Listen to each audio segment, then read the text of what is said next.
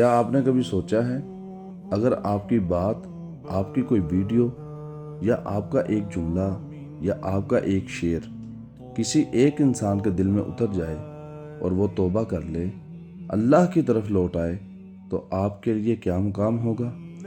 رسول اللہ صلی اللہ علیہ وسلم نے فرمایا، اگر اللہ تمہارے ذریعے ایک شخص کو ہدایت دے دے تو یہ تمہارے لیے سرخ اونٹوں سے بہتر ہے۔ آج کے دور میں سوشل میڈیا صرف تفریح کا ذریعہ نہیں، یہ ہدایت کا دروازہ بھی بن سکتا ہے، اور آپ کی ایک ویڈیو، آپ کا ایک کلپ یا آج کی یہی ویڈیو اگر آپ شیئر کر دیں تو یہ کسی بھی بھٹکے ہوئے دل کو اللہ کے قریب لے جا سکتا ہے۔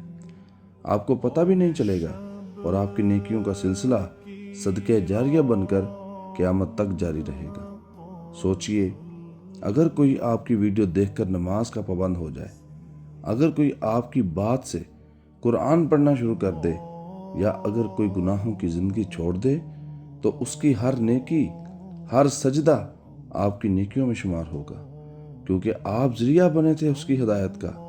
لہٰذا نیکی کی بات کو عام کریں، ہدایت کی شمع کو روشن کریں، اور اس امید کے ساتھ کام کریں کہ شاید کسی کی توبہ کا آغاز آپ کی وجہ سے ہو جائے۔ یاد رکھیں، اللہ ہدایت دیتا ہے، لیکن ذریعہ کسی عام انسان کو بھی بنا سکتا ہے، اور ہو سکتا ہے وہ عام انسان آپ ہوں۔